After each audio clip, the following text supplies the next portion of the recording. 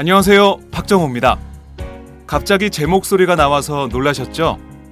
장윤선의 팟짱이 2016년 1월부터 장윤선, 박정호의 팟짱으로 새롭게 태어납니다. 장윤선 기자와 힘을 모아 팟짱을 더욱더 알차게 채워나가겠습니다. 새롭게 시작하는 팟짱, 앞으로도 많은 성원 부탁드립니다.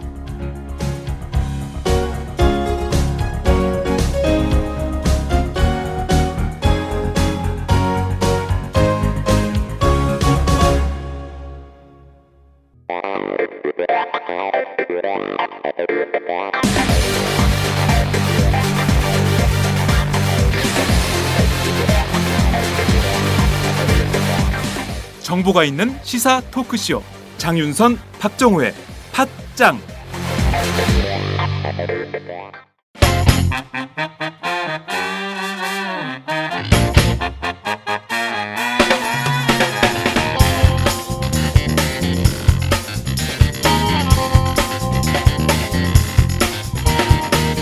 김종대, 김창수의 종창톡.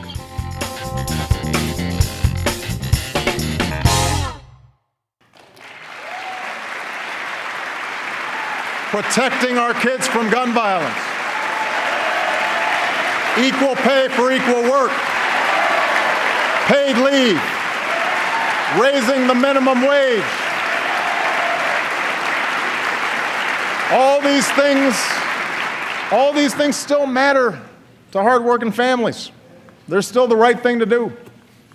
And I won't let up until they get done.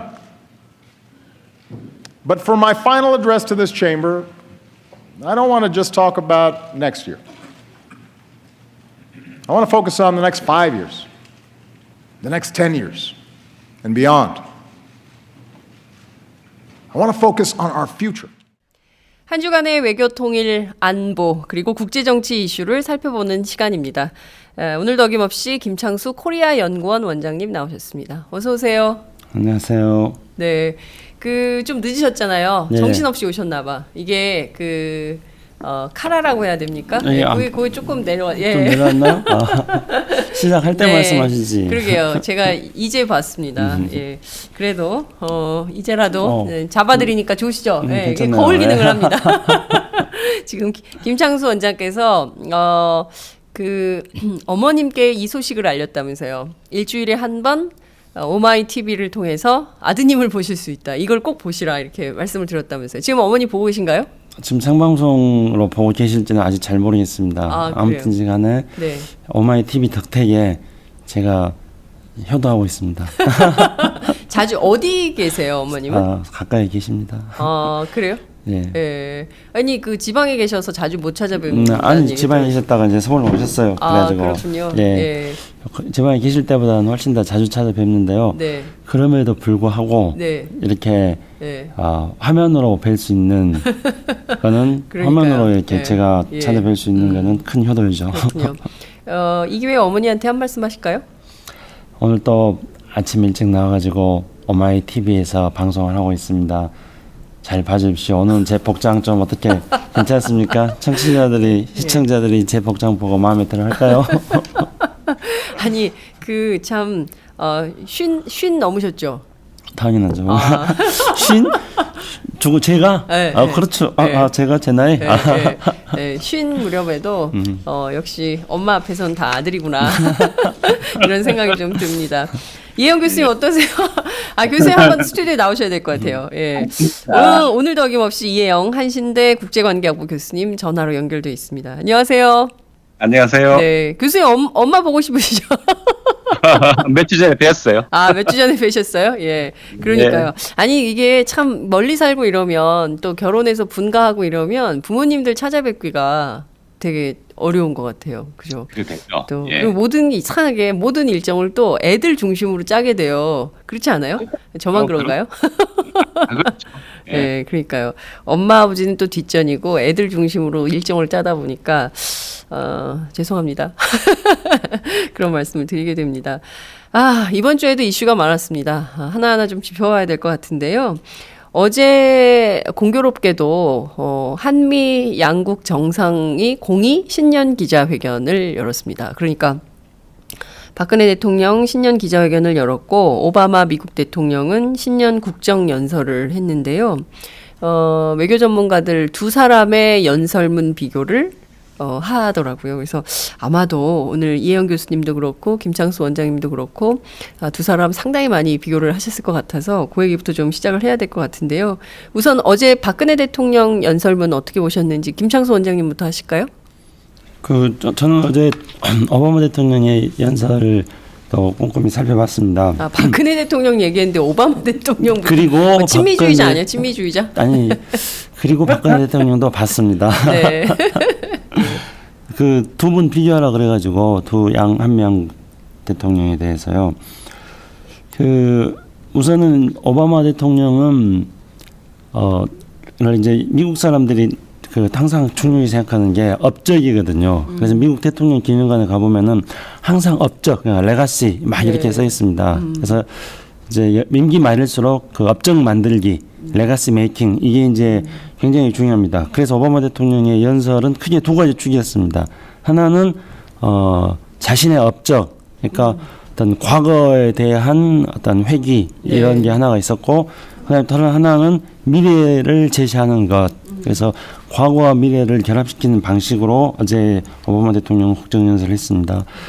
그리고 우리 박근혜 대통령도 뭐 이렇게 업적을 자랑을 좀 많이 하셨죠. 한일 정상회담도 굉장히 잘 됐다. 아니 한일 정상회담이 아니라 한일 그 위안부 협상도 굉장히 잘 됐다. 이렇게 하겠는데 국민들은 그거에 대해서 썩 또 동의를 하지 않습니다. 그리고 박근혜 대통령의 연설에서 중요하게 제가 본 거는 또 김정일 북한 국방위원장의 신년사하고 공통점이 있었습니다. 김정은? 김정은이죠. 예.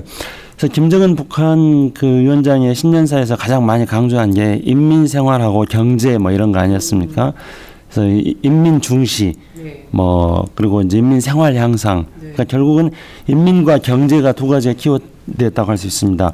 근데 어제 박근혜 대통령 연설도 국민과 경제 이 두 가지가 가장 많은 내용들이 담겨 있었습니다. 그런데 국민에 대해서 이야기를 하면서 저는 굉장히 흥미로운 것들을 발견했습니다. 그 국민들이 나서가지고 국회를 심판해달라 이런 거 아니었습니까? 그래서 마치 70년대나 80년대 때 이제 어떤 제야 운동이라든가 학생 운동에서는 민중 총궐기 뭐 이런 이야기를 했습니다. 그래서 군사 독재 정권을 타도하자 뭐 이런 거를 뭐 전민 항쟁이라고도 표현하기도 합니다. 근데 박근혜 대통령이 어제 마치 그 국민 총궐기, 전민 항쟁 이런 거를 주장한다는 느낌을 받았는데요. 오바마 대통령도 그 아메리카를 이야기하면서 국민을 이야기했어요. 근데 오바마 대통령이 이야기하는 국민은 그런 어떤 국민 총궐기하고는 조금 격조가 달랐습니다. 그래서 오바마 대통령은 국민을 강조하면서 어떻게 하겠냐면요. 국민들이 자신의 목소리가 중요하지 않다고 생각하는 순간 민주주의는 고장난다. 이렇게 말했습니다. 그러니까 국민들은 자기의 목소리가 중요하다는 걸 생각하고 자기의 목소리를 계속 내야 된다 이렇게 말했는데요. 국민 총궐기를 이야기하는 것과 이런 표현법에 있어서도 조금 다른 느낌을 받았습니다. 네, 말씀하신 대로 상세하게 비교 분석을 해주셨는데요. 교수님께서는 좀 어떻게 보셨어요? 박근혜 대통령 연설문, 오바마 대통령의 연설문 어떻게 보셨습니까? 우리 주변에 보면 말이죠. 노래 잘하는 분이 굉장히 많아요. 노래? 노래. 네. 노래방 같은 데 가면은 뭐 숨은 가수들 무지 많잖아요. 예. 네, 정말 많아요. 그런데 웬만하면 정말 노래 잘한 그 사람 바로 뒤에 노래 순서가 돌아오면은 이거 보통 권력이 아니죠. 이거 아무리 잘해봐야 표도 안 당하는. 네. 그래서 저는 그 우리 청와대 비서진의 그 정무적인 감각 혹은 국제 정치적인 국제 관계적인 감각이 참 형편없다. 왜 하필 오바마와 같은 날? 저기 오바마는 거의 개인기로 상황을 돌파할 수 있을 만큼의 연설식고 있잖아요. 특히 여러 가지 이 화려한 제스처, 아주 유연하고 능란한 여러 가지 언술들, 그다음 비유들, 그다음 자신감 넘치는 이 뭐라 그런가 딕션이라 그래요. 이런 딱 쏙쏙 귀에 들어오게 말하는 천부적인 자질을 가지고 있는 사람 옆에다가 박근혜 대통령을 붙여놓으면은 어쩌는 건지, 예. 우리 국민들이 얼마나 더 초라해져야 되는 건지, 이런 부분에 대해서 왜 세심한 배려가 없었는지, 오히려 저는 그런 부분들이 짜증이 났다. 그리고 네. 그 미국의 국정연설 State of the Union, 네. 그러니까 사실은 그게 무슨 말이냐면은 미 연방의 지금 상태, 현황을 매년 의회, 상하 야권의 대통령이 나와서 네. 지난 한 해를 자기가 무슨 일을 했고 올 한 해 무슨 일을 할 것인지를 설명하는 자리잖아요. 네. 이것도 미국의 헌법에 의해서 네. 어떻게 대통령 의무 중에 하나죠. 음.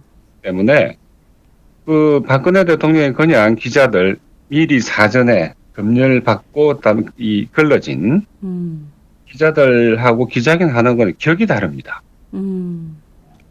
예를 들어 박근혜 대통령이 우리 양당 그러니까 이제 여야 의원들의 기립 박수를 받으면서 국회에서 연설하는 것보다도 훨씬 더 강한 임팩트를 가지고 있는 게 대통령의 의회 연설이거든요. 네. 응? 두 개를 같이 배치하면은 삐이 날래 날 수가 없는 거예요. 그런데다가 말을 제일 잘하는 세상의 대통령이 오바마인데 그 뒷자리에다 배치를 해놓으면은 네. 그거는 국민들을 알로 봐도 이렇게 함부로 대할 수 있냐 하는 생각이 들어요. 그 정도로 이거는 좀 이거는 좀 미국 정치 혹은 국제관계를 너무나 모르는 사람들이 이런 어떤 기획을 했구나. 심지어 또 사고가 났지 않습니까? 뭐냐면 대통령의 그 질문 순서와 내용, 요지까지 언론에 다 공개돼 버렸잖아요. 그렇죠. 근데 그게 늘 그래요. 예. 대통령이 뭐라 그럽니까? 질문이 너무 많아서 머리가 좋아가지고 망정이지. 아니 그런데 상당수의 언론인뿐만 국민들이 그 질문지대로 어떻게 하는지 보고 있잖아요. 그것다 대고 그렇게 머리가 좋다 이야기해버리면은 이거는 어떻게 보면 코미디죠. 이것도 또 사고죠, 사고. 네.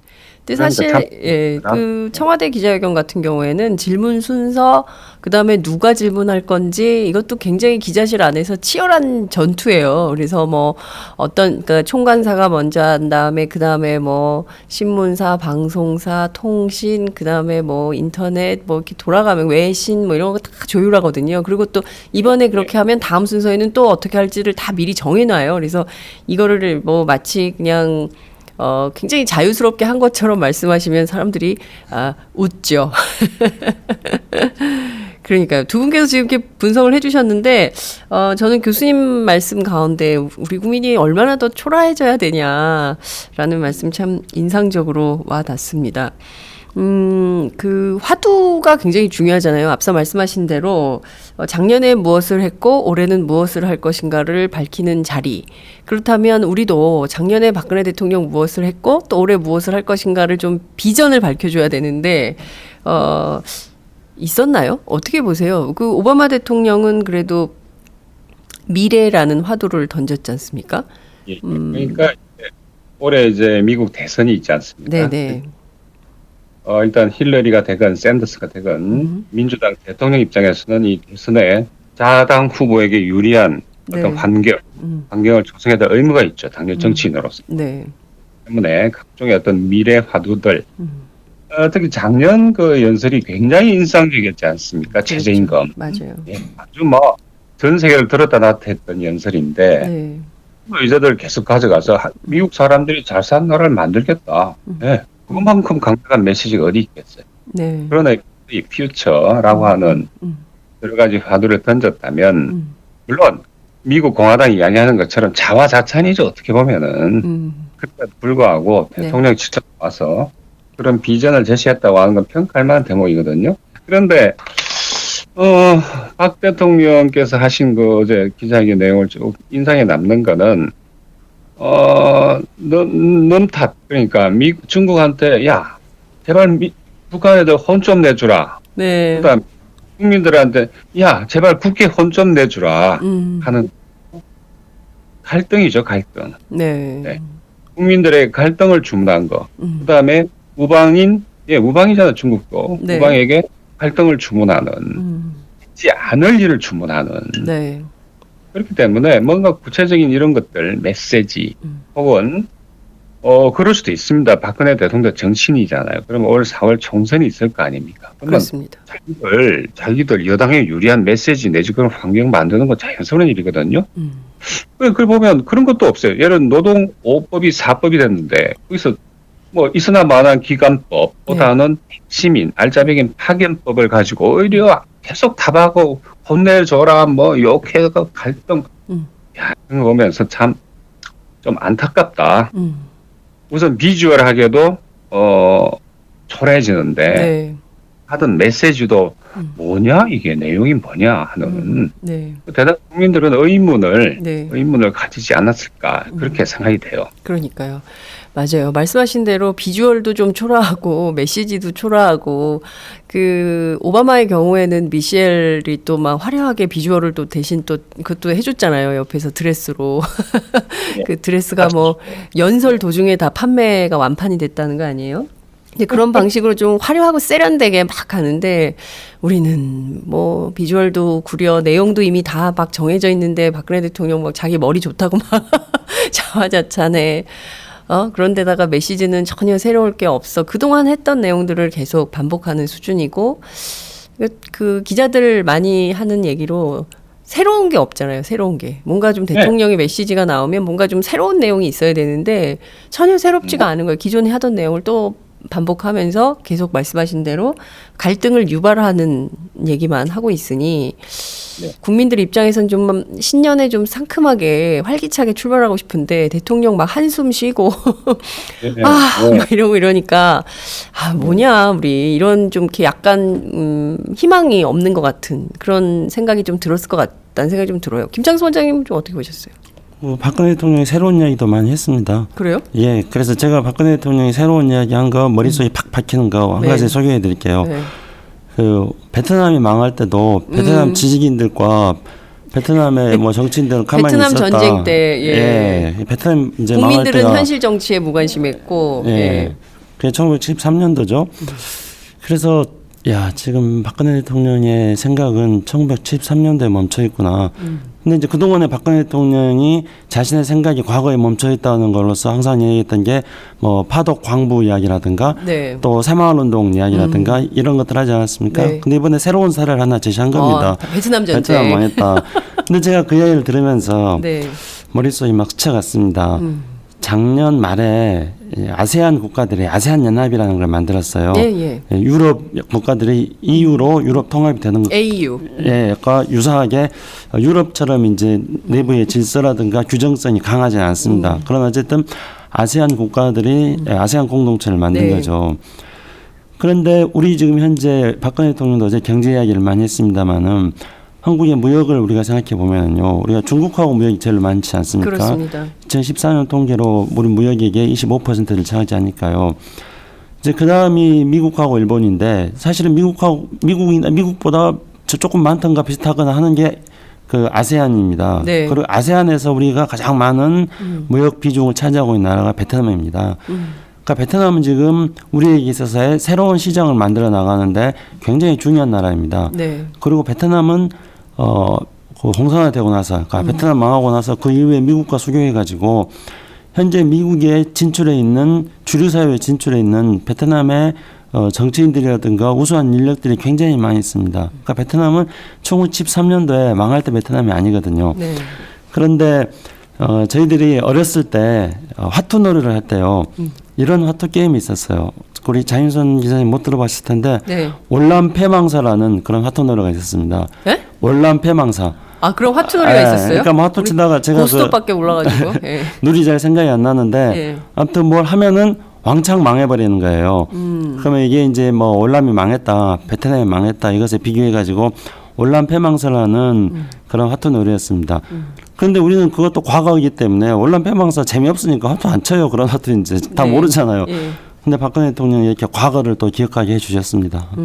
그러니까요. 말씀하신 대로 그는 뭐 새로운 거라고 할 수는 없는데 근데 어떤 측면에서는 그러네요. 굳이 우리나라 국정연설을 하면서 남의 나라 사례를 들어가지고 베트남 사람들이 또 한국에 많이 와 있는데 그분들의 감정을 괜히 자극할 필요가 있었을까라는 생각이 좀 들기도 하고 뭐 좀 베트남 비하하는 거 아닌가라는 생각마저도 좀 들더라고요. 외교적으로는 결례입니다. 외교적으로는 교수님 네. 외교적으로는 결례 맞나요? 그렇게 너의 나라의 어두운 과거를 이야기하면은 네. 예를 들어서 우리가 지금 워싱턴 같은 데에서 이제 물론 배후에 일본이 있다는 썰도 있는데 네. 한국군이 베트남에서 저질렀던 만행들, 네. 민간인 학살. 예. 각종 학살과 그 다음에 강간 이런 것들을 베트남 사람들이 매주 시위를 한다 그래요. 모임을 갖고 네. 워싱턴에서 혹은 뭐 어디 각 다른 데서 할 수 있겠죠. 그런데 그러면 베트남이 10년 연설에서 베트남의 최고 지도자가 네. 한국군의 만행과 강간, 그다음에 성범죄, 예를 들어서 베트남 여성들을 어떻게 했는지를 10년 연설에서 언급을 하면은 우리가 뭐라 할 건지 그런 것도 생각을 해야죠. 외교라고 하는 거는. 네. 그러면서 사례로 드는 예가 과연 적절한지. 예를 들어 지금 우리 같은 경우에 중국에 진출했던 기업들이 베트남으로 내려가고 있지 않습니까? 삼성도 가고 있고. 그럼요. 예. 그런 조건에서 왜 불필요한 사례로 인용을 하는지 아마 베트남 정부에서 공식 항의를 한다면은 네. 별 할 말이 있을 건지 왜 망한 월남이죠. 그러니까 네, 월남 지금 왜 무슨 맹단이냐는 거죠 이게. 그러니까 난감한 거예요. 이런 걸 보면은. 맞아요. 뭐 빗대고 싶으셨던 것 같아요. 지식인들도 비판하고 싶으셨고, 그리고 또 예, 정치에 무관심한 국민들도 비판하고 싶고, 또 본인이 주장하는 법안들에 대해서 전부 그 비토하고 있는 국회도 비판하고 싶어서 삼자 모두 비판하기 위해서 사례를 든 거 아니냐 이런 얘기도 해볼 수 있을 것 같습니다. 베트남 얘기에서 조금 다시 미국 대선 얘기를 좀 해볼게요. 앞서 교수님 말씀해 주신 대로 올 11월에 미국의 대통령 선거가 있습니다. 뭐 그것 때문인지 모르겠지만 오바마 미국 대통령이 던진 화두가 공정경제, 중산층 복원, 그리고 기후변화 뭐 이런 것들입니다. 오바마 정책의 핵심 키워드들을 이번에 또 한 번 강조한 측면이 있다 이런 언론의 분석도 있는데요.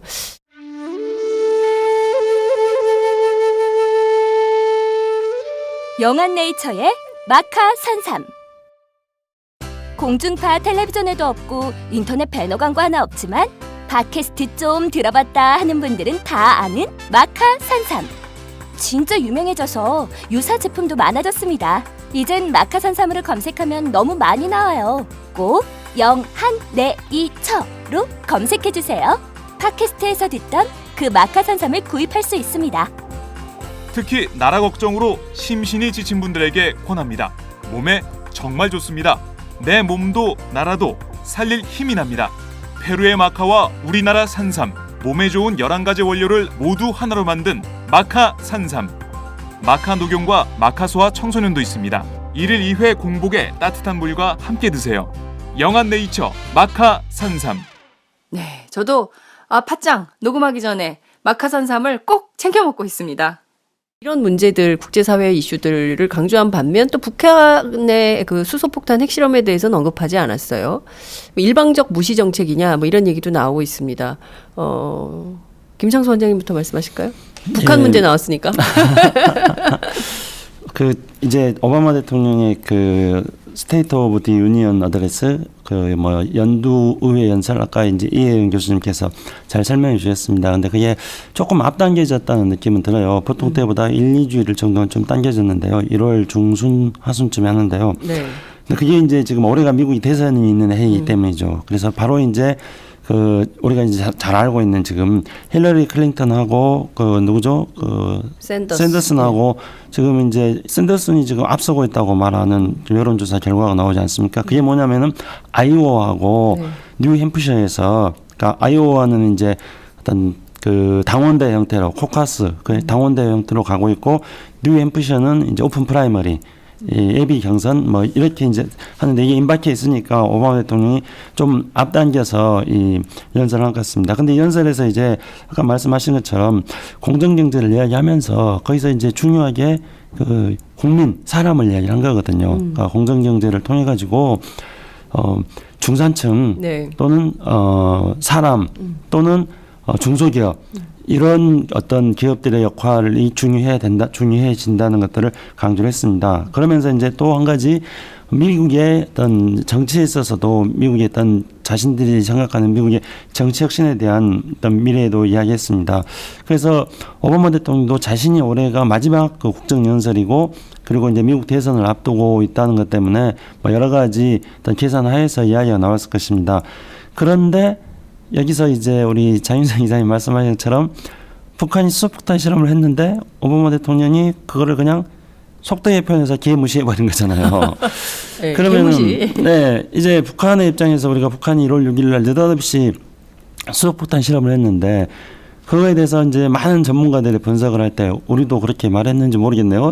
벌써 제가 잘 생각이 안 나는데 근데 중요한 것 중에 하나는 저희가 그렇게 말했네요 지난번에. 그러니까 미국 대통령 선거가 있는 해이기 때문에 미국 대통령 선거를 향해서 일종의 노이즈 마케팅을 하는 거다. 핵실험을 통해 가지고 북한이 관심 끈기를 하는 거다. 미국 대선의 의제를 만들기 위해서. 그런 것 중에 이제 핵실험한 것 중에 하나의 요인이라고 말씀드리지 않았습니까?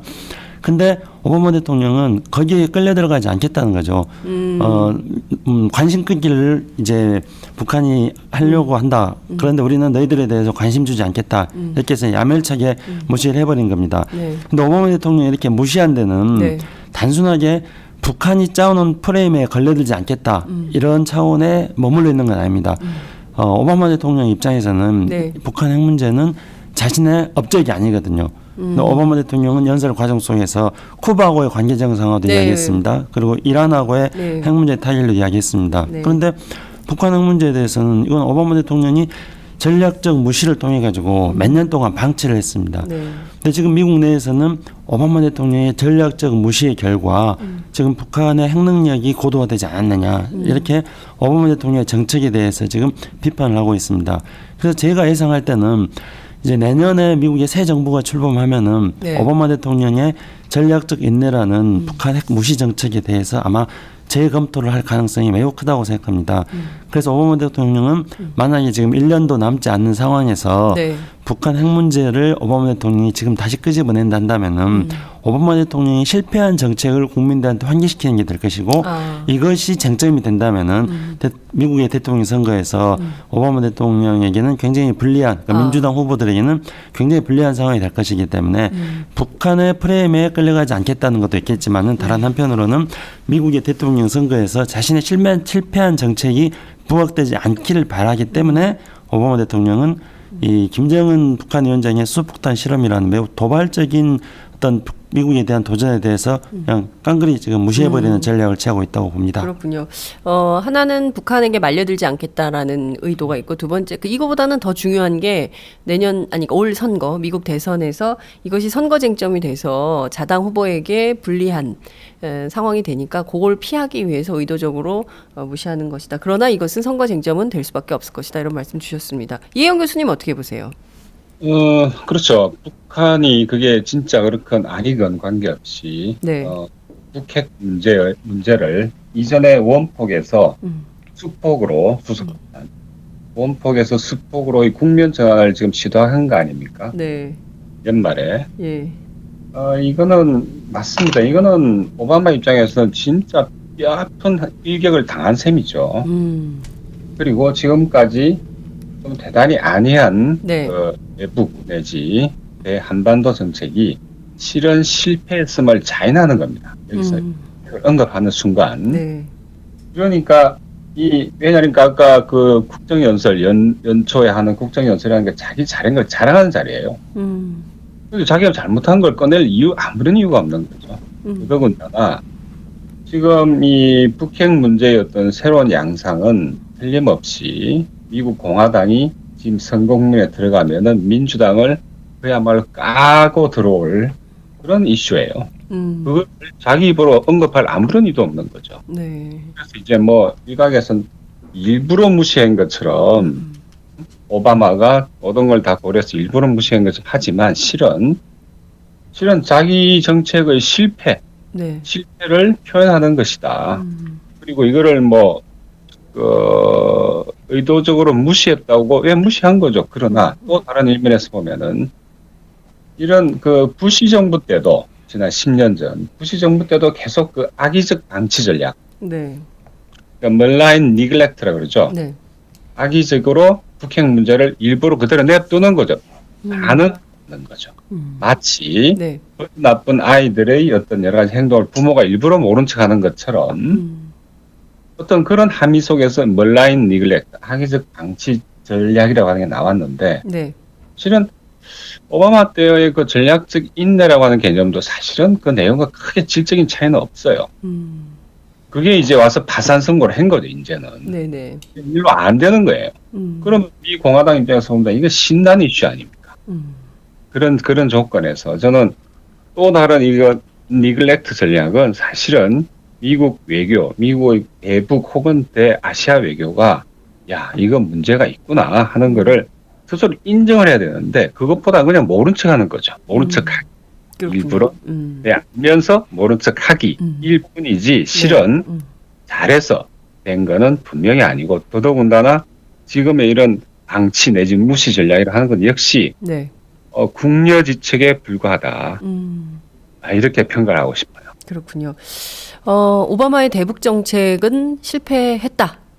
라는 진단이 지금 두 분 공이 지적해 주시는 바인데요. 이렇게 북핵 문제를 악의적으로 방치해 놓는 게 길어지면 길어질수록 결국 북한의 핵 능력은 점점점 강화될 수밖에 없기 때문에 이 문제를 대화로 풀 수 있는 방법에 미국도 좀 나서야 된다. 이런 말씀, 이런 진단도 주신 것 같습니다. 조금 있으면은 결국은 그렇게 나설 수밖에 없다고 봅니다. 왜냐하면은 이미 이제 북한이 지금 수소폭탄 실험을 했고, 네. 그리고 북한의 핵 능력은 앞으로 계속 발전할 겁니다.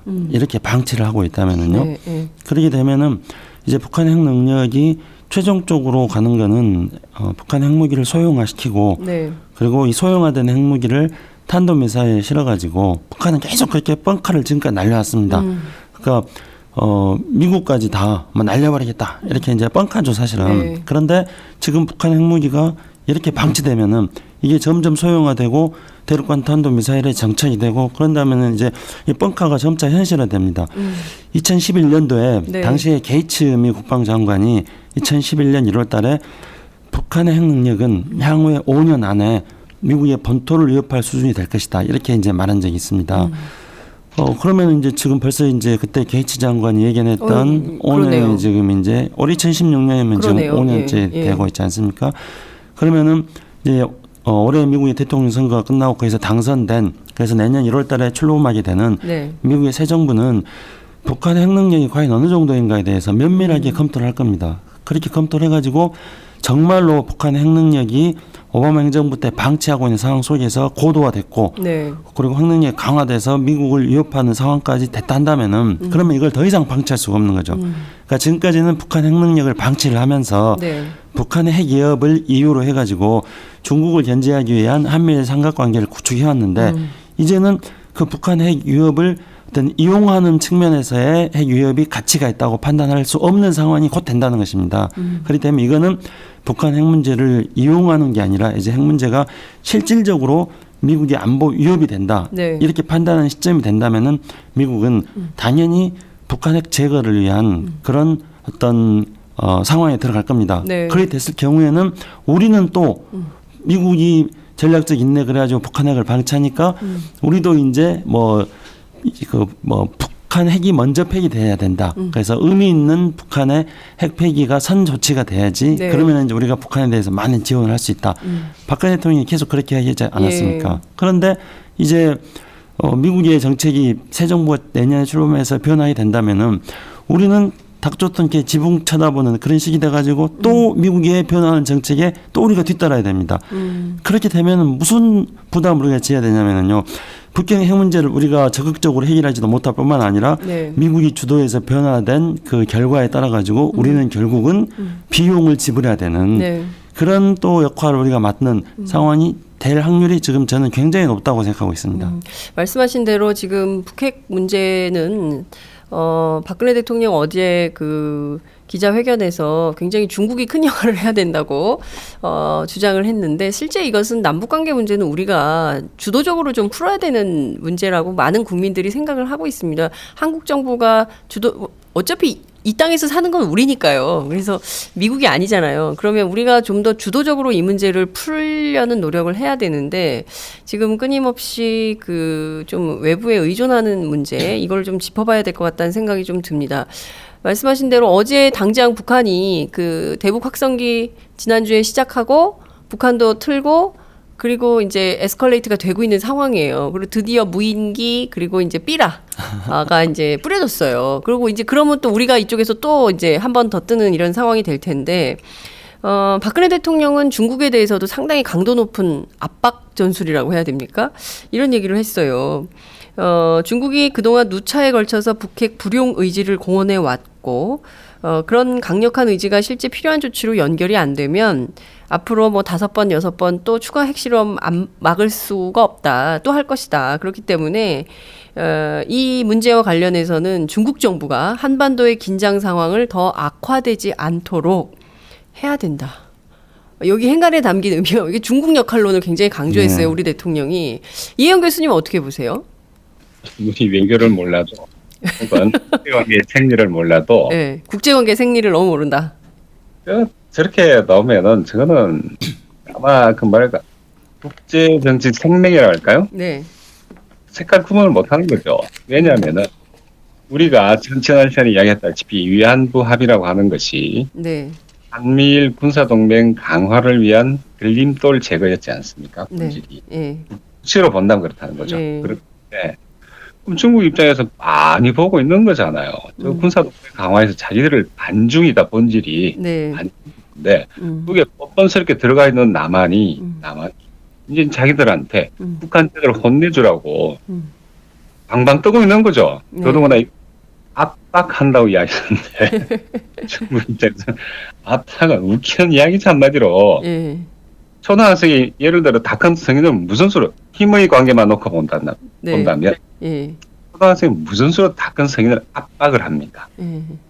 가능하지 않은 이야기죠. 네. 이미 중국의 군사력은 미국한테 아직까지 한참 뒤지지만 적어도 한반도 아직 일본 다 패도 아직은 해볼 만한 정도의 이미 군사 강국이잖아요. 중국이요. 중국이. 그렇기 때문에 애가 어른을 압박하는 건 있을 수 없는 일이죠. 불가능한 일입니다. 그는 현실을 모르고 하는 이야기거든요. 더더군다나 한미일 군사동맹, 반중 한미일 군사동맹이 강화되면은 네. 중국은 북한의 전략적 가치를 지금보다 상향 조정해야 돼요. 네. 근데 거기서 이제 걸림돌이 북핵 문제라고 하는 것이 나왔기 때문에 중국 입장에 당연 이제 그럼 어떻게 할 거냐? 저 현실이거든요. 북이 핵을 수소 폭탄을 가지고 있는지 아닌지 모릅니다. 수폭. 그러나 원폭은 분명히 갖고 있잖아요. 네. 그러면 저거를 어떻게 관리할 건지가 앞으로 중국 외교의 과제가 되는 거고 동시에 이것이 어떻게 비확산, 그러니까 북핵을 북한을 벗어나서 다른 데 확산되는 것을 막는 게 네. 우리의 핵심적인 내용이거든요. 그런데 그러면은 이제 중국 외교 입장에서 본다면은 북핵을 적절히 관리한 수준에서 북과 중국 사이에 네. 관계를 오히려 강화시켜야 되는 그런 과제가 지금 당면에 있어요. 그런 중국한테다가 네네. 북한 혼내, 쟤 나쁜 애야. 보사질 하듯이 덤벼들고 네. 쓱대고 하면은 그건 외교가 아닙니다. 그건 오히려 이거는 초등학생 애들이 하는 수준이죠. 그렇기 때문에 이거는 오바마도 아까 말씀드렸다시피 이번 그 국정연설에서는 북한을 직접 언급하지 않는 대신에 failing states라고 하는 그러니까 이 망해간 나라들이라는 의미 아닙니까? 네.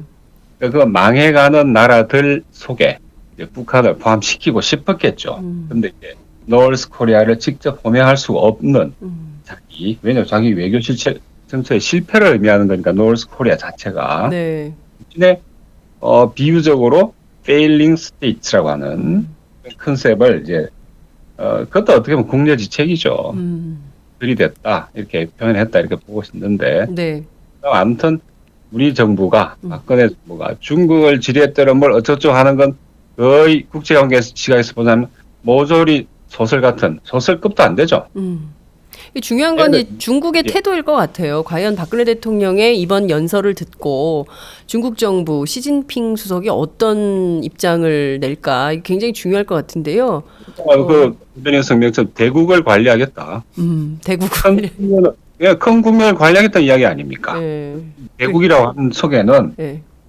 니들이 북한을 혼내주라 해서 우리가 그럼 왜 그렇게 해야 되는데? 그다음에 우리는 항상 원칙을 밝혀왔다. 대화로 풀고 핵은 반대하고 대화로 풀고 뭐 이야기 원론만 되풀이하는 거죠. 원론만. 러시아도 그러는 거 아닙니까? 네. 아니 왜? 미국 너네들 책임이다 이 문제는. 그러니까 둘이서 이야기해서 풀어라. 북미 대화해라는 거 아닙니까? 네. 그럼 이미 제재 방안, 뭘 제재를 하든 간에 물 건너갔다는 이야기죠, 그거는. 그렇군요. 빨리 현실을 캐치를 해야죠. 그리고 각종 꼼수 수준에서 미국이 또 뭐 이런 실효성 여러 제재 방안 이미 나올 만한 거 다 나왔고, 네. 예. 그런 수준에서 중국 예를 들어서 그 북한에 들어간 뭐 예를 들어 송유관을 막아버린다든지 뭐 이런 정도 아니면 끄떡도 안 해요. 그러니까 이미 제재 방안 사실상 물 건너갔다 봐야죠. 네. 지금 중요한 거는 북미 대화의 출발이다 이런 말씀 주셨어요. 김창수 원장님 중국도 잘하시잖아요. 중국 잘 알아요? 그 중국에 대해서 이번에 또 박근혜 대통령이 큰 외교적 결례를 한 거죠. 그러니까 중국과의 어떤 대화를 통해 가지고 중국과 풀어야 될 것들에 대해서 전혀 못한 상태에서 네네. 박근혜 대통령이 신년 기자회견을 통해 가지고 이야기를 해버렸습니다. 네. 그러니까 이게 이제 중국과 외교에 있어서 사실 좀 굉장히 큰 결례입니다. 그러니까 왜 그러냐면은 북한 핵 문제는 이게 이제 우리 남북 사이에서도 풀어야 되지만은 네. 기존의 육자회담을 통해서 풀지 않았습니까? 이건 네. 국제적인 문제이기 때문입니다. 네.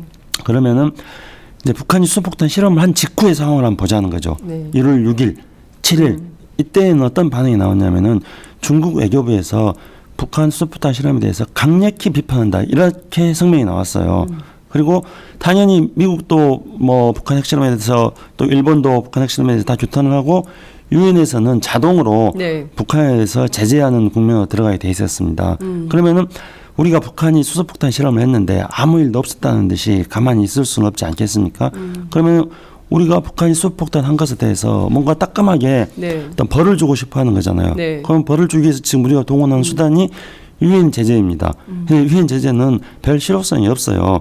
그리고 미국과 일본이 계속 이야기하는데 미국도 북한 핵 문제에 대해서 이게 너무 큰 이슈가 되면 안 된다는 거를 네. 오바마 정부의 실패를 자인한 것이니까 그래서 미국도 뭐 유엔을 통한 제재에 참여하겠지만은 국내 정치적으로는 그렇게 이야기를 하고 있지 않습니다. 근데 아베는 신났죠.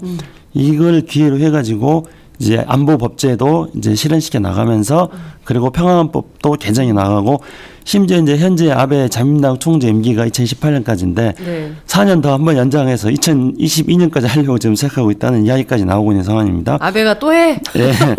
근데 어쨌든 이제 이런 거는 예상할 수 있는 이야기입니다. 근데 네. 여기서 우리가 이제 북한에 대해서 뭔가 좀 따끔하게 하기 위해서는 가장 필요한 게 중국의 협조를 구하는 거죠. 그런데 중국은 이제 북한에 대해서 북한이 큰 타격을 받을 경우에는 그것이 미국을 비롯하여 한미일 삼국이 중국을 압박하는 것에 대한 네. 일종의 북한이 완충 지역입니다. 근데 완충 지역이 무너진다고 생각하기 때문에 네. 북한이 아무리 중국으로서는 북한이 정말 핵실험하고 이런 게 짜증나는 일이죠. 네. 그런데 북한이 그렇게 짜증나는 일을 해도 북한에 대해서 한국이 원하는 것만큼 강도 높은 징벌을 하지 않습니다.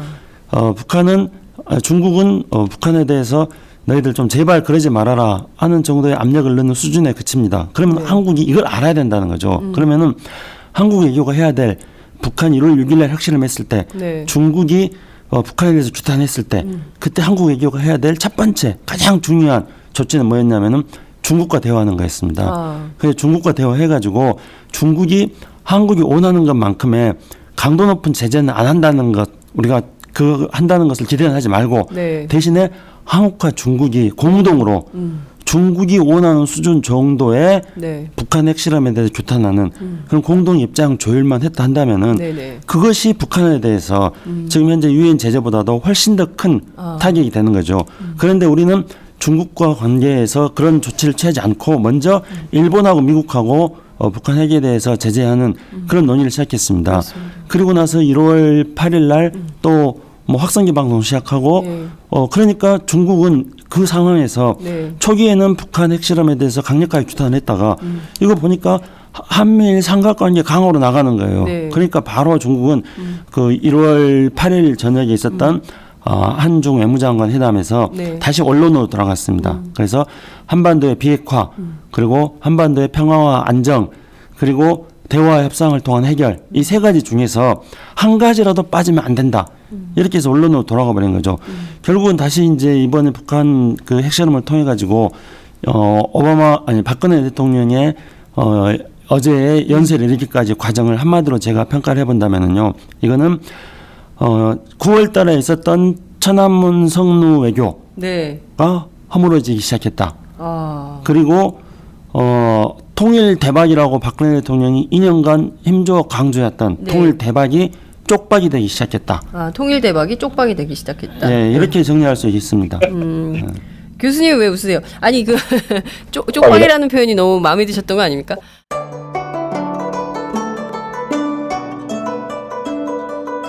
안녕하십니까. 저는 정도전을 15년 전에 최초로 소설로 썼던 작가 임종일입니다. 사실 정도전을 소설로 쓰는 데만 10년이 걸렸는데 그 시절 무명의 고달픈 심신을 양꼬치와 고량주로 달래주었던 풍무 양꼬치. 풍무 양꼬치는 월드컵 4강의 기쁨도 나라골 우습게 돌아가고 분통이 터질 때도 늘 함께했던 안식처이자 사랑방이었습니다. 진짜 정의파인 주인장은 세상을 뒤집어 푼 남자 정도전을 누구보다 먼저 알아보았고 그래서 제 소설 정도전은 역사의 곡이 없습니다. 풍무 양꼬치 역시 맛과 양심이 살아있습니다. 좋은 사람끼리는 꼭 만나야 합니다. 어떻습니까? 오늘 풍무 양꼬치에서 만납시다. 2호선 구로 디지털 단지역으로 오세요. 예약 문의 02809-9292 02809-9292. 팟짱 애청자라고 하시면 정성 가득 담긴 서비스도 나갑니다. 아니 그나저나 그 사드에 대해서도 박근혜 대통령이 언급을 했습니다. 사실 이거 굉장히 중국 입장에서는 예민하고 민감한 문제인데 직접적으로 언급을 했어요. 그리고 이제 그 전략 무기들과 관련해서 사실상 한미 양국이 연합 방위력을 강화하겠다. 그래서 북한의 무력 도발 자체를 아예 무력화 시켜 나갈 것이다. 우리 한미 양국이 협력하겠다라는 걸 굉장히 강조를 하면서 사드 얘기도 했습니다. 교수님 이 문제는 좀 어떻게 보세요? 글쎄요, 군사 기술적으로 네. 사드 중에서 이게 실효성이 있을지는 지극히 의문이에요. 김종대 평론가에 따르면 불가능하다는 겁니다. 예. 아니, 예. 예를 들어 사드라고 하는 거는 제법 떨어져 있는 나라가 혹시 날아오는 걸 뭐 막고 하는 문제지. 네. 바로 옆에 붙어 있잖아요, 같이. 어깨를 바로 옆에 딱 붙이고 있는 이 조건에서 네. 무슨 놈의 사드를 가지고 날아오는 걸 어떻게 막냐는 거예요. 무슨 시간이 되면. 네. 근데 제가 보기에는 아마 중국 정부도 현실적인 판단을 할 거라 봅니다. 무슨 이야기냐면은 한국이 결국은 미국 원하는 대로 할 거다 하는 그런 현실적인 판단을 하고 있기 때문에 설사 우리가 사드를 100번 외친다 하더라도 중국의 대한반도 전략 내지 정책의 기조가 아까 네. 세 가지를 이야기했지 않습니까? 예, 예. 그게 바뀔 가능성은 전 없다 봅니다. 없기 때문에 사드를 이야기하건 말건 네. 아마 중국도 여러 가지 시나리오를 구상하고 있겠죠. 우리나라 예를 들어서 미국이 온갖 종류의 작전 계획을 다 갖고 있지 않습니까? 작게 뭐 5028, 5027이니 뭐 이런 것들. 네. 그에 걸맞는 중국도 그런 작전 계획 내지 비상 플랜들을 갖고 있겠죠. 그 속에서 본다면은 한국이 사드 미국의 그 MD 체제에 이미 사실은 들어가고 있잖아요. 이미 발을 다 두 발 다 들어간 데서 조금 뒤꿈치가 남아있는 수준인데 쏙 다 들어갔을 때 어떻게 할 건지에 대해서도 중국은 뭐 판단을 하고 있을 거라 보고요. 그래서 사드를 가지고 사실 대중국 견제용으로 던진 바두인데 네. 이것이 그렇지만 실제 현실이 될 때 이 후폭풍도 네. 바로 경제적으로는 우리 경제에 미칠 네. 후폭풍에 대해서 정말 어떤 정부도 함부로 움직이기 힘든 네. 왜냐하면 그만큼 우리 경제에서 중국이 차지한 비중이 크잖아요. 그렇습니다. 그래서 이제 그 차이나 이펙트 덕분에 차이나 효과 때문에 지난 10여 년간 한국 경제 그나마 버틴 거거든요. 네. 그래서 최근 몇 년 사이에 들어와서 차이나 이펙트가 차이나 리스크로 바뀌고 있어요. 네. 그 주가 보세요. 맞습니다. 네, 그것처럼 네. 차이나 리스크가 이제 갈수록 커져가고 그다음에 이게 커져간다는 의미는 우리가 중국에 투자한 돈이 너무 많습니다. 이거는 네. 그렇기 때문에 한중 경제 관계라고 하는 거는 어떤 정부 그것이 뭐 박근혜 정부는 누구는 관계없습니다. 어떤 정부도 네. 이제는 함부로 하지 못할 만큼 이미 커져 버렸어요. 네. 그래서 혹시 네. 쌀을 가지고 우리가 중국에 그야말로 심기를 계속 자극할 경우에 중국도 뭐랄까 이게 카드가 많다. 직접적으로 한중 경제 관계에 영향을 미칠 거고 네. 경우에 한국 경제가 직격탄을 맞을 수도 있다고 하는 거는 심사숙고해야죠. 네. 박근혜 대통령이 이번에 사드를 꺼낸 거는 정말 큰 실수입니다. 그러니까 왜 실수냐면요. 그동안에 한국 정부는 사드는 북한의 핵과 미사일을 막기 위한 용도라고 했습니다.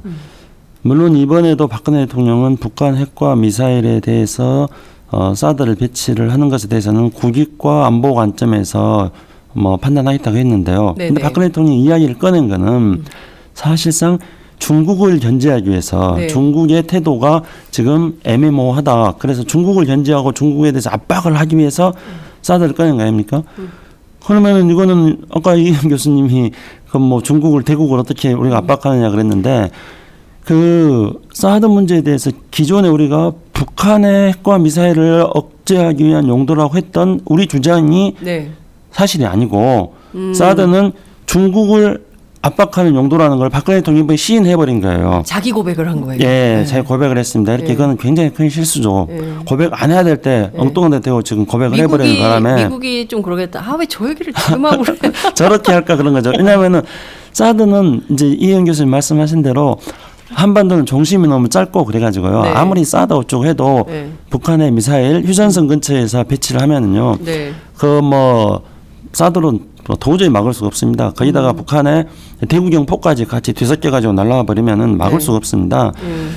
기술적으로 북한의 미사일을 막는 것은 불가능하기 때문에 우리가 사드란 방식으로 북한의 미사일에 대한 위협을 막는 게 아니라 다른 여러 가지 것들을 막을 수 있는 방법들을 찾아야 되는데 계속 우리는 사드를 이야기했던 거였죠. 그런데 사실상 사드를 한반도에 배치할 경우에는 그 사드의 그 레이더 미사일에 엑스밴드 레이더 미사일에 중국이 다 사정권에 들어가기 때문에 이건 사실상 중국을 겨냥하는 거라는 그런 이야기를 우리가 계속 해왔는데 네. 박근혜 대통령의 이번 고백을 통해 가지고 네.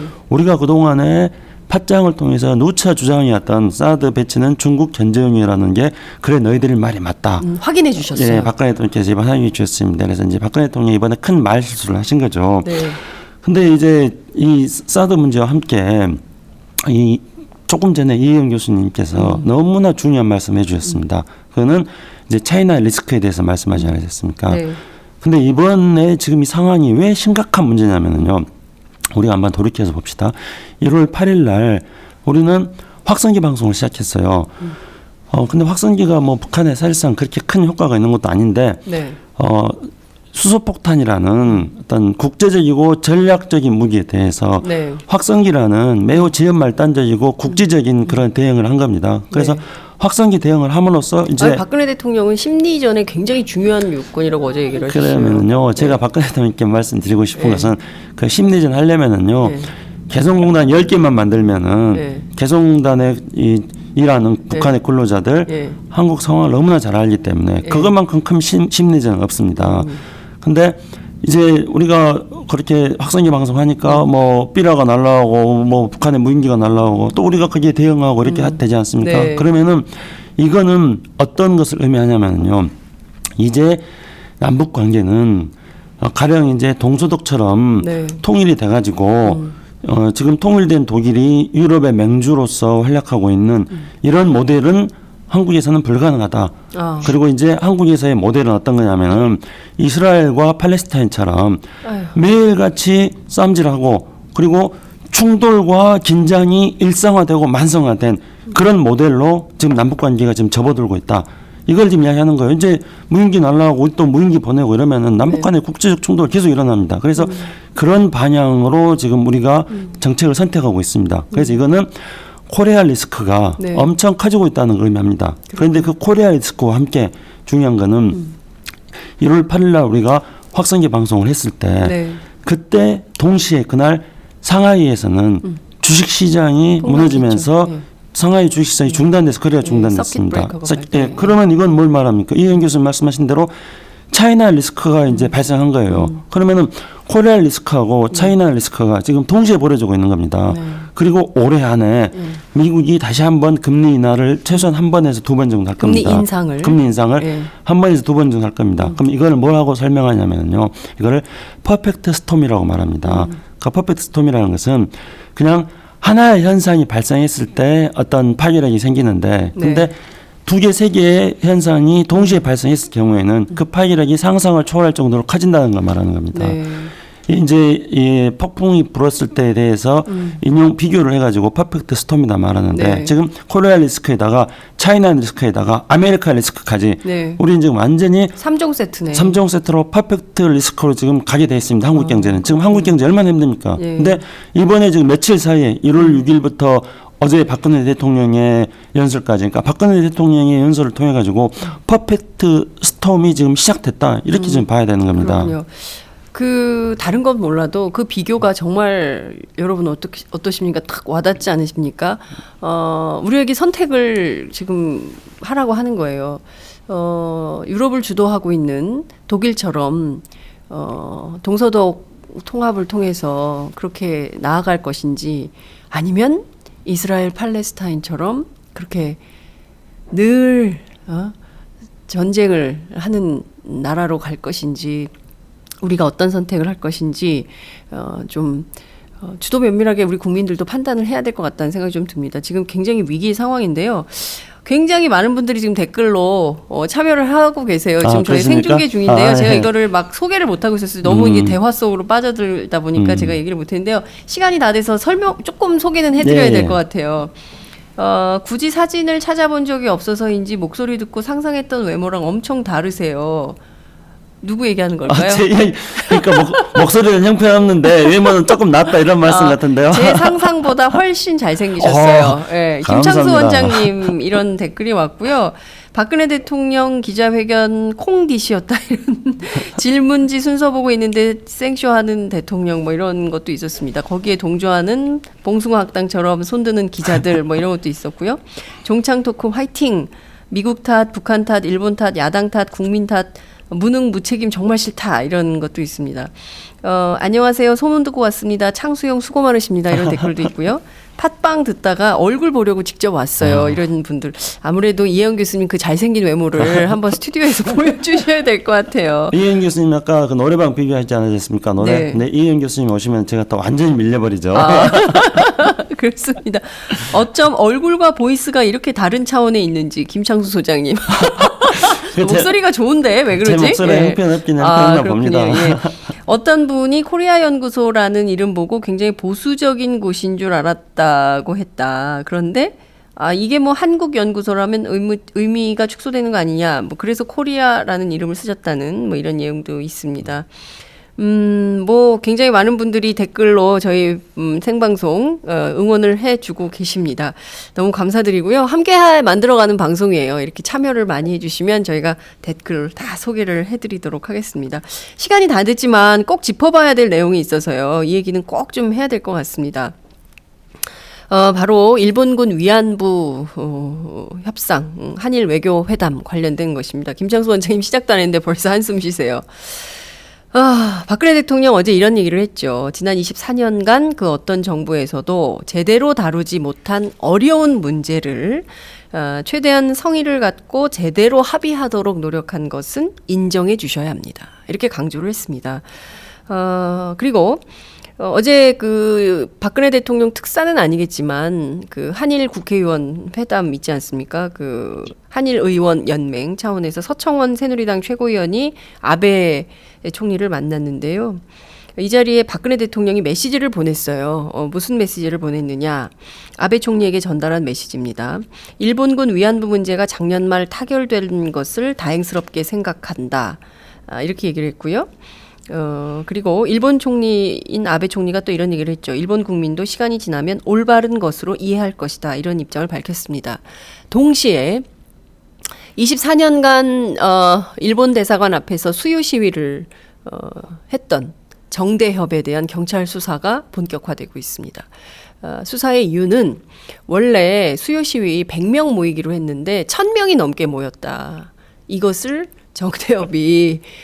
정대협은 100명 온다 그랬는데 그 자리에 1000명이 왔다는 거예요. 그래서 이게 집시법 위반이라는 게 경찰 조사의 이유입니다. 아니 박근혜 대통령 국회연설에서 말씀하신 대로 국민들이 나선 건데 왜 그러실까요? 그러게. 국민들이 나섰는데 100명만 모여야 되는데 왜 1000명이 온 거야. 그래서 지금 경찰이 조사한다는 거예요. 정대협을. 지난 24년간 단 한 번도 없었던 일입니다. 그리고 초유의 일이 벌어지고 있어요. 자, 이 문제 저희가 꼭 짚어봐야 됩니다. 우선 교수님 어떻게 생각하시는지 말씀해 주세요. 지난 24년도 그렇지만 지난 50년을 한번 보죠. 지난 50년 전에 1965년 한일 협정이 이제 되지 않습니까? 네. 그때 그 문구를 보면은 그대로 돼 있습니다. 완전히 또 최종적으로 대일 배상권 청구 문제가 해결되었다. 이런 그 이제 조약물이 돼 있어요. 네. 근데 이제 1차 한일 협정이죠. 그게 이른바 네. 5년의 한일 협정은 사실은 미국이 주선하고 네. 조직하고 중개한 반소련 반소 한미일 군사 동맹을 도모하기 위한 것이었어요. 그때는. 그로부터 50년 지난 그 작년 말에 이제 위안부 합의가 최종적 불가역적으로 타결되었다. 그러니까 50년 전에는 완전히 최종적으로, 네.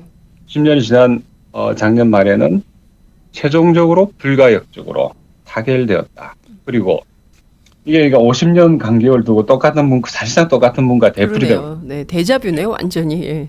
근데 이 시점에 또 24년 전에는 이제 처음으로 위안부 문제가 세상의 모습을 드러냈고, 그건 3세기 동안 이제 정대협을 중심으로 해서 운동을 했지 않습니까? 네. 그래 본다면 이번에 이거 합의 위안부 합의는 누차 말씀드리지만 반중국 한미일 삼각 군사 동맹을 강화시키기 위해서 한 거거든요. 그래서 그 걸림돌 중에 하나인 그 위안부 문제를 최종적으로 불가역적으로 해결한 걸로 선언했죠. 해결된 게 아니라 해결되었다고 선언한 거죠. 네. 실질적으로. 네. 그게 이제 이번 합의의 어떤 본질이자 성격이라고 볼 수가 있는데 똑같습니다. 결국은 똑같은 게 지금 남북한이 분단돼 있는 조건에서 결국은 미국 혹은 뭐 과거에는 뭐 소련도 있었고 이제 지금 또 중국이죠. 그러니까 우리가 끊임없이 어떤 그 강대국의 어떤 그 권력 정치, 패권 다툼의 놀이개로 50년 동안 아무런 본질의 변화 없이 또 되풀이되고 있는 거죠. 그러면서 이제 잘못된 외교 정책을 위장하거나 혹은 정당화시키기 위해서 국내 정치 여러 가지 수단 툴을 통해 가지고 국내 정치의 여러 어떤 뭐 야당이건 정치인이건 뭐 집단이건 그룹이건을 탄압하는 그 행태가 서서히 또 드러나고 있어요. 한일협정 반대 투쟁 그 뒤에 65년 그 뒤에 몇 년 뒤에 유신 쿠데타 일어나지 않습니까?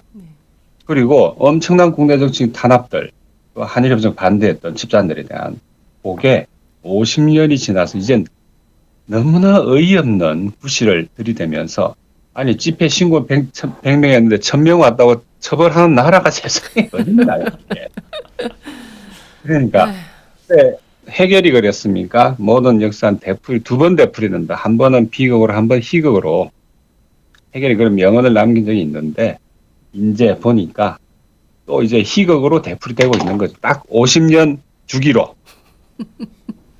이건 뭐라고 이야기할 건지 우리가 정말 우리 박 대통령 기자회견 보면서도 정말 초라해졌던 이 마음이 이런 역사적인 팩트와 인과관계를 놓고 보면 이젠 정말 좌절이 지나서지 아무것도 하고 싶지 않은 정도로 그런 생각으로 가는 거죠. 저도 참 암담합니다 지금. 교수님, 그래도 우리가 암담하면 안 돼요. 예, 이 안에서 또 희망을 발견하고 힘차게 국민들과 함께 또 이렇게 좀 제대로 해야 되겠다고 생각하는 우리 국민들이 많이 있으니까요. 정치는 늘 후죠. 대한민국, 윤미향 정대협 대표가 그런 말씀을 하셨어요. 수요 시위 때. 대한민국 정부가 언제 위안부 문제에 그렇게 관심이 있었다고. 우리가 그렇게 전 세계 돌면서 유엔에 가서 얘기하고 유엔 인권이 다 압니다. 우리가 시민운동 어떻게 해왔는지. 예. 이제 와서 무슨 정말 웃겨 이렇게 말씀을 하셨는데 그 얘기가 와닿네요. 김창수 원장님은 이 문제 좀 어떻게 보세요? 네, 정대협 수사하고 있던 이야기 금방 처음 들었습니다. 네, 참 기가 막힌데요. 아까 시작할 때 제가 오바마 대통령이 어제 연설했던 내용 중에 하나를 소개하지 않았습니까? 국민들이 자기의 목소리가 중요해지지 않는다고 생각할 때 민주주의는 망가지기 시작한다 그랬습니다. 그래서 지금 정대협 시위에 100명 이상 했는데 1000명이 온 거는 국민들이 자기 목소리가 중요해진다는 것을 알고 국민들이 고장난 민주주의를 고치려고 나서고 있는 겁니다. 근데 저는 박근혜 대통령이 어제 연설에서 왜 우리 국민들이 위안부 협상에 대해서 비판적으로 생각하는지에 대해서 박근혜 대통령이 몰라도 너무나 모르고 계시는구나 생각했습니다. 그러니까 위안부 합의에서 박근혜 대통령이 잘했다고 이야기한 거 몇 가지, 그게 저는 그 점에 대해서는 방송에서도 말씀드렸습니다만은 과거에 비해서 진전된 점은 있다고 생각합니다. 그 점에 대해서 인색하게 평가하고 싶지 않습니다. 하지만 본질적으로 이 박근혜 한일 외교장관 회담에서 작년에 크게 결정적으로 잘못한 거는 이경 교수님이 또 소개한 멘트입니다만은 최종적 및 불가역적 해결이다. 이렇게 못을 박은 것입니다. 불완전한 합의에 대해서 이것을 최종적 및 불가역적 합의라고 못을 박아버리는 것은 아베가 깔아놓은 덫에 박근혜 대통령이 걸려버린 겁니다. 그래서 아베는 이것을 최대한 활용하고 있습니다. 그래서 박근혜 대통령 연설이 있기 바로 전날 아베는 미국의 의회에서 일본의 의회에서 이렇게 이야기했습니다. 일본의 한 의원이 대독 사과하지 않았느냐. 그러니까 사과한 거 여기서 다시 한번 사과할 수 있지 않느냐. 그랬더니 아베는 오리발을 딱 내밀었습니다. 네. 그러니까 이미 최종적으로 불가역적으로 해결되는데 내가 뭘 여기 와서 다시 사과하느냐. 대독 사과니까 다시 해라. 그것도 아베는 딱 잡아댔거든요. 네. 그러니까 아베는 이제 앞으로 더 이상 한국이 위안부 문제에 대해서 부족한 부분이 있다고 잘못 합의된 부분이 있다고 거론하면은 그거는 한국이 약속 위반이다 해서 그동안에 우리가 위안부 문제에 대해서 일본에 대해서 공세적인 입장을 취했던 것을 이제는 이 최종적 및 불가역적 해결이라는 이 단어 때문에 이제는 일본이 한국에 대해서 국제사회에서 공세적인 그런 입장을 취한 방식으로 주객이 전도돼 버린 겁니다. 그렇기 때문에 위안부 합의는 결정적이고 치명적인 문제를 안고 있는 합의입니다. 근데 박근혜 대통령이 그런 합의에 대해서 왜 문제인지도 잘 모르고 있는 것 같고요. 그리고 그런 합의를 통해 가지고 결국은 한미일 삼각관계가 되어지면서 북한이 미사일 실험을 해도 중국과 공조를 취할 수 없는 상황으로 몰고 가면서 코리아 리스크, 차이나 리스크, 아메리카 리스크가 복합적으로 나타나게 만드는 상황으로 지금 가고 있습니다. 저는 그런 상황을 생각할 때마다 자영업을 하는 어떤 식당에 가서 어떤 식당 아저씨가 이렇게 말했습니다. 새벽에 물건을 떼와서 식당 영업이 안 돼가지고 밤에 그 물건을 일부 보관할 수 있는 걸 냉장고에 넣고 나머지는 폐기 처분할 때 그 심정을 아느냐. 자식이 죽는 것을 목격하는 지켜보는 그런 심정이라고 말하는 그 식당 아저씨들 생각났습니다. 지금 우리 경제 상황이 그렇게 되고 있는데 경제 문제를 해결하기 위해서는 경제뿐만 아니라 남북관계라든가 안보라든가 한중관계라든가 한일 외교라든가 한미 외교라든가 이런 것들을 통합적이고 복합적으로 사고를 해야지 경제 문제도 해결할 수 있는 겁니다. 근데 지금 박근혜 대통령은 이런 부분에 대해서 한 개의 사안에 대해서도 본질적으로 잘 이해를 하고 있지 못하시고 복합적으로 생각한다거나 상상하기 어려운 일, 기대하기 어려운 일이겠죠. 지금 보셨습니까, 여러분? 화면을 통해서 저는 분명히 봤습니다. 김창수 원장님이 눈동자가 빨개지셨어요. 지금 그 눈물이 그 식당 아저씨 식당 아저씨 얘기를 하시다가 눈물이 동공에 맺혔습니다. 어려운 분들이 너무 많아요. 경제적으로 또 사회적으로 굉장히 힘든 분들이 많습니다. 그런데 박근혜 대통령은 본인이 힘들다고 주장하는 거예요.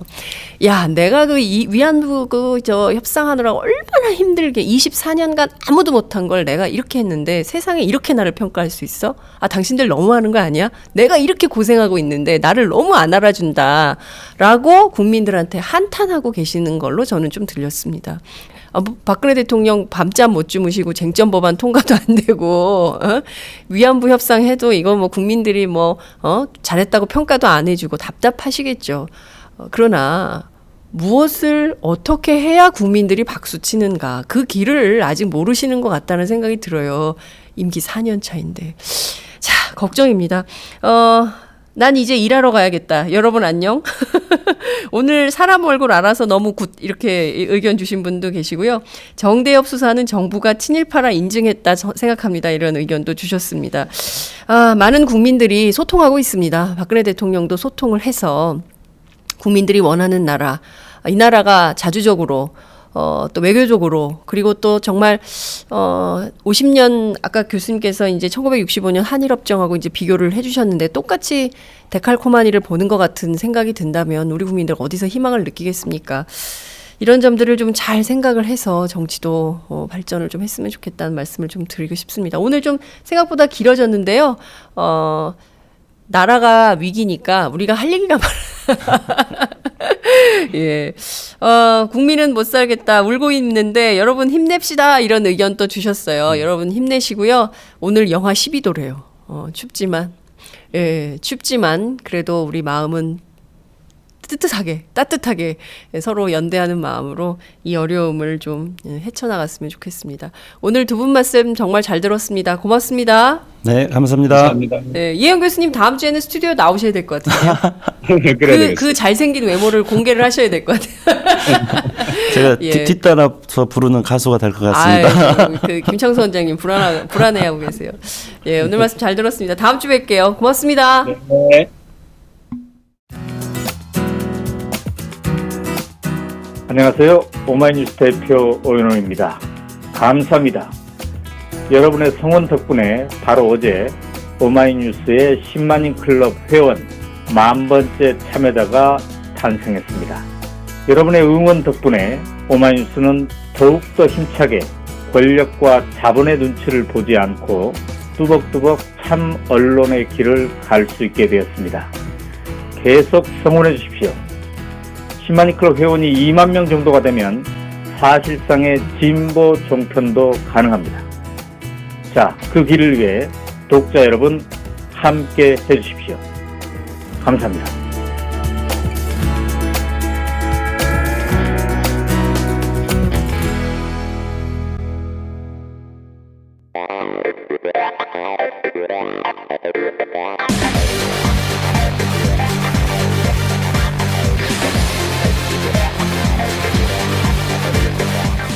정보가 있는 시사 토크쇼 장윤선, 박정호의 팟짱.